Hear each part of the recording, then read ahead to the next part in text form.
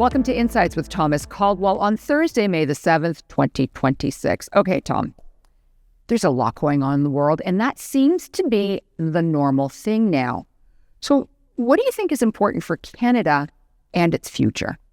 Well, let me start with the fact that I wanted to give Prime Minister Carney the benefit of the doubt because, it had to be better than the previous Trudeau Liberal 10 years of no growth whatsoever. So far, 1 year in, we've had a number of memorandums of understanding with all these countries. That sounds like a real deal. A memorandum of understanding is like a get well card. Doesn't mean anything. You can't take it to the bank. And the projects we're talking about are projects that have been on the books for 25 years. The Ring of Fire, liquefied natural gas, pipelines, there's nothing new there. But what is the same old, they're big projects, government involvement in big projects. What I'm seeing, what's sort of coming out of the fog in my thinking is that, which is foggy some days, is that it's the same old big government running people's lives. There's nothing changed here. Mr. Carney, God bless him. I hope he does well, but bouncing all over the world, it's like he's running for Secretary General of the United Nations. The problems are right here.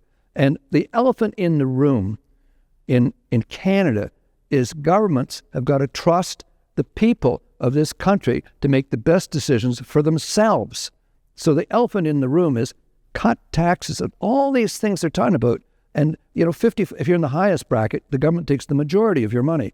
So my point here is cut taxes. If you want to get something going in Canada, unleash the potential of Canadians to go out and do something. And the way you do that is you cut taxes and you reduce regulation. Never mind all this talk. There's a lot of talk. Let's see some action. And that would have an instantaneous response or result in the economy if they did that. But they don't. That's the big silence that no one's saying anything about in government. Oh, I got this project. They're all chest-thumping projects. Look at what I've done for you. Big government has not really done the job Canada needs. What has done the job that Canada needs is the Canadians with incentivize and opportunities to build and grow and innovate. Okay.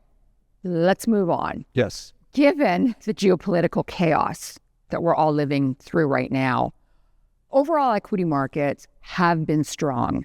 So what would be your explanation for all of this? Well, it's a little bit like who's the least bad. There's an interesting dynamic going on with the U.S. dollar.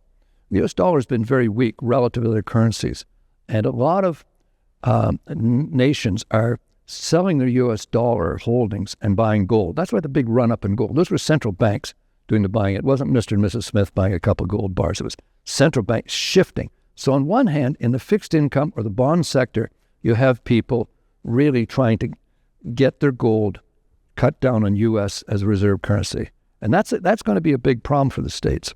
The other side of the equation is people are putting money in, individuals and institutions, into U.S. equities, because the U.S. economy is tremendously strong. It's tremendously innovative. It has new companies coming up. It has a very active, robust capital market, which, by the way, we do not have in Canada thanks to our regulatory strangulation over many years. So you have a dynamic market, an economy that's doing really well, and as a consequence, money are flowing in. So you have these two flows of money.